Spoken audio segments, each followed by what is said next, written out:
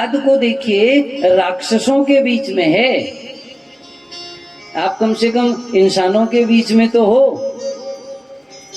वो राक्षसों के बीच में है और पता है कि मेरा बाप ही मेरे प्राणों का शत्रु बन सकता है, उसके बाद भी धर्म को नहीं छोड़ा। और जैसे ही गा रहे थे नारायण नारायण, उसी समय हिरण्याकश्यप आ गया, क्रोध से तिलमिलाने लगा, पुत्र को बंदी बनवा लिया है और बंदी बनाकर महल में ले आया।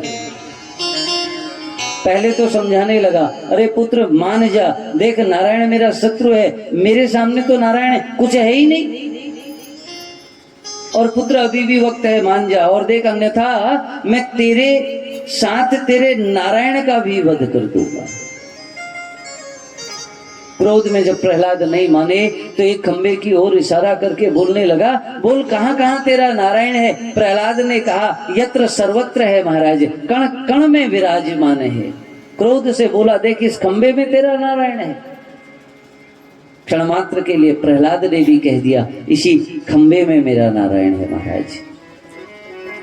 बाल स्वभाव है, खंबे को जाकर पकड़ लिया तो क्या देख रहे हैं कि एक घुर घुर का शब्द उस खंबे से निकल रहा है, जैसे अंदर ही अंदर उस खंबे के अंदर कोई सिंहराज गरज रहा हो और गर्जना कर रही है।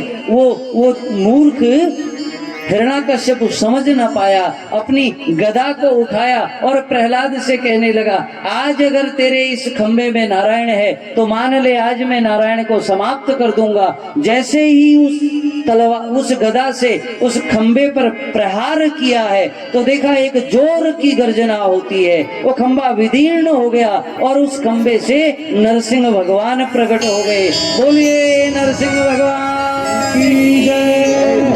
गरजते हुए वो नरसिंह भगवान और बड़े क्रोध से गर्जना करते हुए नरसिंह भगवान ने उस हिरण्याकश्यप को पकड़ा, देहली में बिठाया और कहने लगे, अरे मूर्ख हिरण्याकश्यप, देख आज मैं तेरा काल बनकर आ गया हूँ। हिरण्याकश्यप मुस्कुराने लगा, अरे शायद तुम जानते नहीं हो, मुझे अमरत्व का वरदान प्राप्त है। मैं न घर में मर सकता हूँ न घर के बाहर मर सकता हूँ। भगवान ने कहा, जरा देख तो सही, द्वार पर बैठा है, देहली में है, न घर में बैठा है न घर से बाहर बैठा है। कहने लगा, न मैं अस्त्र से मरूंगा न शस्त्र से मरूंगा। भगवान ने कहा, इन दोनों से नहीं मारूंगा, मैं अपने इन नाखूनों से तुझे विदीर्ण कर दूंगा। कहने लगा, मैं दिन में भी नहीं मरूंगा, मैं रात में भी नहीं मरूंगा। भगवान ने कहा, न दिन है न रात है, देख संध्या का समय है, आज तुझे मेरे हाथ से कोई बचा नहीं सकता। फिर कहने लगा, इस सृष्टि में नारायण के बनाए हुए 12 महीनों में भी मैं नहीं मरूंगा। भगवान ने कहा, ये 13वां महीना जिसको पुरुषोत्तम मास कहा जाएगा, वो तेरे वध के लिए ही मैंने बनाया है। यह कहकर भगवान नरसिंह ने अपने नाखूनों से उस हिरण्याकश्यप के हृदय को विदीर्ण कर दिया। देखते ही देखते वो गोविंदाय नमो नमः। बोलिए नरसिंह भगवान की जय।